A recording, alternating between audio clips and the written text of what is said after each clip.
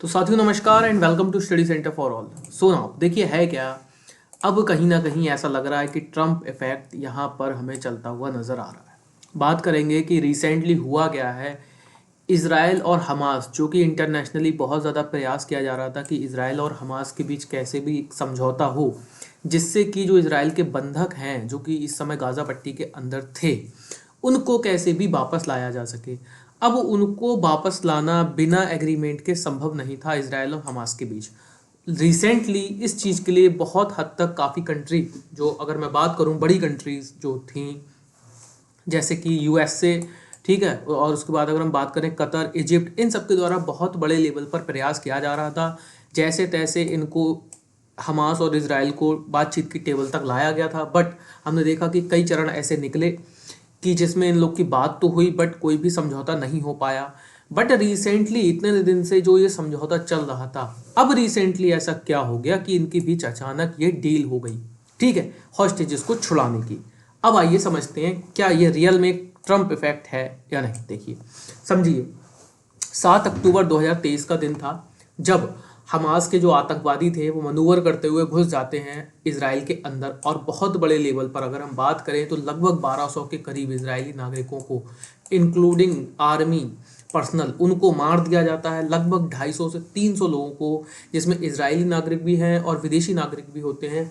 विदेशी नागरिक इसलिए होते हैं उसमें क्योंकि उस दिन इसराइल का कोई पवित्र त्यौहार एक बड़े लेवल पर इसराइल के अंदर मनाया जा रहा था, ठीक है। उस समय मनूवर करते हुए बहुत सारे लड़ाके जो आतंकवादी हैं हमास के, वो घुस जाते हैं इसराइल के अंदर, बहुत बड़े लेवल पर नरसंहार करते हैं, बच्चे, औरतें, बूढ़ों सबको मारते हैं। लगभग 1200 लोग इसमें मारे जाते हैं, ठीक है, ब्रूटली। हमने वीडियोस भी देखे थे, वायरल हुए थे बहुत ज़्यादा वीडियोस, ठीक है। ब्रूटली उनको मार दिया जाता है। लगभग 300 लोगों को किडनैप करके ले जाया जाता है गाज़ा पट्टी के अंदर। मेन इनके द्वारा जो पॉइंट होता है वो यही होता है कि ये 300 लोगों को किडनैप करके ले जाते हैं गाज़ा पट्टी के अंदर।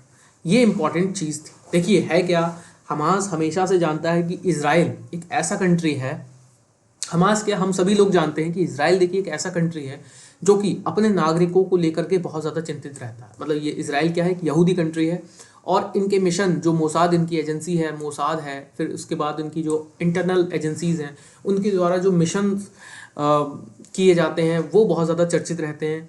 एक इनका मिशन बहुत ज़्यादा फेमस था जिसमें इनके फुटबॉल खिलाड़ियों को मार दिया जाता है। उसके बाद ये लोग, इनकी मोसाद कंपनी जो है, उन लोगों को ढूंढ ढूंढ के मारती है जिन लोगों ने इनके फुटबॉलर्स को मारा था, ठीक है। तो खैर वो तो एक अलग चीज़ हो गई। बट अब देखिए मेन मुद्दा ये था इजरायली हॉस्टेजेस। हमने किस तरीके से देखा था कि इनको वापस लाने के लिए बहुत ज़्यादा तरीके से बात हुई इसराइल और हमास के बीच, बट कोई भी समझौता नहीं हुआ। देखिए जो हमास है ना, वो जानता है कि इसराइल के नागरिक इसराइल के लिए बहुत ज़्यादा इंपॉर्टेंट है। इस वजह से उन्होंने क्या किया, हमला तो किया, लोगों को तो मारा, बट वो लोगों ने क्या किया, बहुत सारे लोगों को किडनैप करके ले गए अपने देश के अंदर। सॉरी, देश के अंदर तो नहीं कहूँगा, जो गाज़ा स्ट्रिप थी उसके अंदर ले गए वो किडनैप करके, ठीक है। अब उन्हीं को लेकर हमास के द्वारा ये डील की जा रही है। देखिए उनको पता था कि इसराइल अगर किसी वजह से रुकेगा तो वो एक ही वजह है, अपने नागरिकों के लिए, ठीक है। और हम अब ऐसा होते हुए भी देख रहे हैं, ठीक है। अब कम से कम बताया जा रहा है कि लगभग 150 से 200 लोग हैं इसराइली जो कि इस समय बंधक बने हुए हैं। अब इनमें कुछ की लाशें भी हैं। मतलब आप यकीन नहीं कर सकते कि कुछ की लाशें हैं जो कि वहाँ से आनी है, ठीक है ना। तो इनको लेकर के बहुत ज़्यादा हमने विवाद देखा था कि इजरायली हॉस्टेजेस को लेकर बहुत ज़्यादा विवाद ये हो रहा था कि बीच बीच में हमने देखा था जो बेंजामिन नेतन्याहू हैं, इनके विरोध में वहाँ की पब्लिक उतर रही थी। पब्लिक जो है विरोध प्रदर्शन कर रही थी कि भाई आप जो हैं समझौता क्यों नहीं कर लेते हैं हमास के साथ बट इन्होंने समझौता नहीं किया। बेंजामिन नेतन्याहू की नीतियों से हम सभी वाकिफ़ हैं, आप मेरी पिछली वीडियोस देखिएगा। इन्होंने डायरेक्टली कहा था कि हम समझौता नहीं करेंगे, हम हमास को इस हद तक मारेंगे, इस हद तक उसको नुकसान पहुंचाएंगे कि हमास की कमर टूट जाएगी और हमास खुद हमें, हमारे नागरिकों को लौटा देगा। बट हमने देखा कि काफ़ी हद तक ये जो सिचुएशन थी वो इसराइल के अंडर में नहीं आ पाई। यही कारण था कि कहीं ना कहीं अब इसराइल भी समझौता करने पर मजबूर हुआ है हमास के साथ। देखिए समझौते की मैं पृष्ठभूमि आपको बताता हूँ। कतर एक ऐसा इंपॉर्टेंट देश है जहाँ पर अमेरिका, इसराइल और हमास, हिजबुल्ला, इन सभी के लीडर वहाँ पर बैठते हैं, ठीक है। अब कतर इसमें अगर मैं बात करूं इम्पॉर्टेंट रोल की, जो इजराइल और हमास के बीच जो एग्रीमेंट हुआ, इसमें अगर इम्पॉर्टेंट रोल की मैं बात करूं तो इम्पॉर्टेंट रोल है अमेरिका, कतर का। ठीक है, बट देखिए अभी तक लगभग 15 महीनों से ये वॉर चल रहा है इनके बीच। ठीक है, 15 महीने से ये वॉर चल रहा है, अभी तक कोई समझौता नहीं हुआ। बट हम देख रहे हैं कि रिसेंटली जैसे ही 20 तारीख को ट्रंप शपथ ग्रहण करने वाले हैं, और जो समझौता हुआ ये 15 तारीख को समझौता होता है, 19 तारीख को ये समझौता इफेक्ट में आएगा। मींस 19 तारीख को ट्रंप के शपथ ग्रहण से एक दिन पहले। ऐसा क्यों? देखिए अभी तक बाइडेन सरकार थी, बाइडेन सरकार को हम सभी लोग जानते हैं कि बाइडेन सरकार एक सॉफ्ट सरकार रही है। बिकॉज ऑफ बाइडेन सरकार की जो नीतियां थी उस कारण से बाइडेन सरकार एक सॉफ्ट डेमोक्रेटिक जो सरकार है वो एक सॉफ्ट सरकार रही है। हमने किस तरीके से देखा था कि इंडिया के अगेंस्ट भी इन्होंने अपनी, मतलब यूएसए ने अपनी भूमि को यूज़ करने दिया। लाइक जैसे पन्नून केस में हमने देखा था, उसके बाद जो हमारे रॉ एजेंट थे उनके अगेंस्ट भी काफ़ी सारी स्टेप लिए गए अमेरिका के द्वारा। ठीक है, उनके अगेंस्ट। तो किस तरीके से हमने देखा कि बाइडेन सरकार कहीं ना कहीं एक सॉफ्ट, और अगर हम बात करें तो एक प्रेरित सरकार है, लगभग कनाडा की नीतियों से प्रेरित सरकार थी। बट रिसेंटली जैसे ही देखिए ट्रंप जीतते हैं, सत्ता में आते हैं, मतलब जैसे ही जब प्रेसिडेंशियल इलेक्शन कंडक्ट हो जाते हैं अमेरिका के अंदर, उसके बाद ये ट्रंप जो है मतलब जीत कर आ जाते हैं। उसके बाद से हम बहुत हद तक नीतियाँ चेंज होते देखते हैं। पहली चीज़ हमने देखा जैसे ही, अब देखिए ट्रंप इफेक्ट, मतलब मैं आपको ये बता रहा हूँ ये ट्रंप इफेक्ट है कैसे। जैसे ही देखा हमने कि ट्रंप जीतते हैं, उसके बाद जो ईरान बहुत हद तक हावी था इसराइल के ऊपर, मतलब हमने देखा था किस तरीके से ईरान ने 2 बार ओपनली ईरान इसराइल पर अटैक किया था। आप सभी लोगों को पता है, मेरी वीडियो देखिएगा, इंपॉर्टेंट वीडियो है बहुत ज़्यादा। 2 बार ईरान के द्वारा ओपन अटैक किया गया था, और ईरान लिटरली इतनी ज़्यादा कॉन्टिन्यूसली धमकियाँ दे रहा था इसराइल को, वो ईरान एकदम शांत है। किस लिए? सिर्फ और सिर्फ कि अब सत्ता में आ चुके हैं डोनाल्ड ट्रंप, और ईरान अमेरिका का एक कट्टर दुश्मन है। ठीक है, दोनों ही एक दूसरे के कट्टर दुश्मन माने जाते हैं। सेकंड थिंग, हमने देखा किस तरीके से हमास, जो कि अभी तक बातचीत की टेबल पर आने को राजी नहीं था, ठीक है ना, बातचीत की टेबल तक आने को राजी नहीं था, अब रिसेंटली कैसे वो बातचीत की टेबल तक आ जाता है। और दूसरी चीज़, समझौता भी करने को मजबूर है। मैं यहाँ शब्द यूज़ करूँगा कि हमास भी समझौता करने के लिए मजबूर है। उसका मुख्य कारण ये है ट्रंप।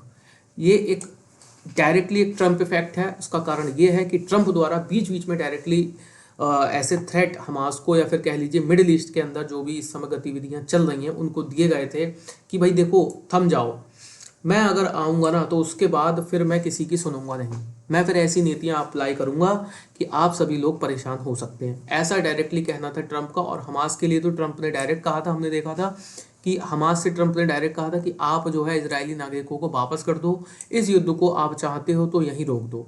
ये चीज़ हमास बहुत अच्छे से जानता है। क्यों? क्योंकि देखिए ये जो दोनों दिख रहे हैं ना आपको, ये दोनों बंदे, ये दोनों बहुत अच्छे दोस्त माने जाते हैं। ठीक है, देखिए जैसे ही डोनाल्ड ट्रंप सत्ता में आए, मिडिल ईस्ट के अंदर थोड़ी थोड़ी स्थितियां सुधरती हुई नजर आई हैं। इसराइल के ऊपर जो भी देश अभी तक हावी थे, जो हिजबुल्ला लेबनान के अंदर से अभी तक इतने हमले कर रहा था इसराइल पे, वो एकदम से शांत हो गया। ईरान जो कि इतना हावी था इसराइल पर, वो एकदम से शांत हो गया।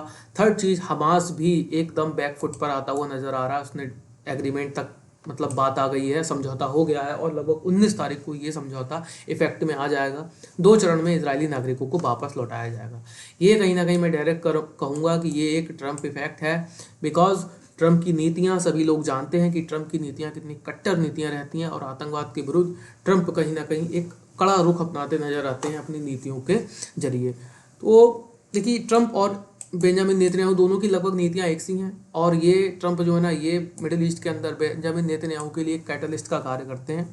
कैटलिस्ट मतलब उत्प्रेरक का कार्य करते हैं। बेंजामिन नेतन्याहू की नीतियां भी लगभग कुछ इसी प्रकार की हैं कि भाई देखिए, इनकी नीतियां हैं मारो, अगर आतंकवादी हैं तो उनको साफ सीधा मारो। यही कारण है कि आज तक, अभी तक समझौता नहीं हो पाया था इसराइल और हमास के बीच। इन्होंने बहुत विरोध झेला, बीच में हमने देखा था। विरोध इन्होंने ये झेला कि कैसे इनके ही लोग इनके विरोध में उतर के आए, और लोगों का कहना था कि भाई आप क्यों नहीं जो हमास के बंदी हैं उनको सौंप देते हैं और हमारे नागरिकों को वापस ले आते हैं। पर इनका कहना ये था कि ये तो चीज़ हमेशा से होती आई है, कुछ ये चेंज करना चाहते थे और ये चेंज अब हमें होता दिख रहा है। लेकिन ये ज़रूर है कि कहीं ना कहीं बेंजामिन नेतन्याहू की नीतियाँ यहाँ पर विफल हुई हैं। इनकी नीति ये थी कि हमास को हम इतना मारेंगे, इतना उसको बैकफुट पर ले जाएंगे कि वो परेशान होकर के हमारे नागरिकों को वापस करेगा। बट यहाँ पर खैर जो भी है समझौता हो रहा है। तो रिसेंटली अब खबर तो ये है कि इजरायली हॉस्टेजेस गाज़ा पट्टी के अंदर जो बताया जा रहा है कि सेंट्रल गाज़ा के अंदर इस समय बंदी बने हुए हैं वो आएंगे अब वापस। ठीक है, देखिए रिसेंटली ये अनाउंसमेंट की जाती है जो बाइडन, अब क्योंकि अभी बाइडन सरकार ही है तो जो बाइडन के द्वारा ये एक रिसेंटली अनाउंसमेंट की जाती है कि जो Biden administration thanks Donald Trump after Israel Hamas hostage deal crucial. ये एक क्रूशियल डील थी, ये कहीं ना कहीं अब जो अगर ये डील कंप्लीट हो रही है तो ये कहीं ना कहीं ट्रम्प इफेक्ट है कि ये डील कंप्लीट हो रही है, बट ये बाइडन के बस की बात बिल्कुल भी नहीं थी। बाइडन सरकार अगर फिर से आती तो कहीं ना कहीं हमें मिडिल ईस्ट के अंदर स्थितियां और भी ज़्यादा बिगड़ती हुई नज़र आ सकती थी। तो आज की वीडियो में इतना ही था, मिलते हैं नेक्स्ट वीडियो में।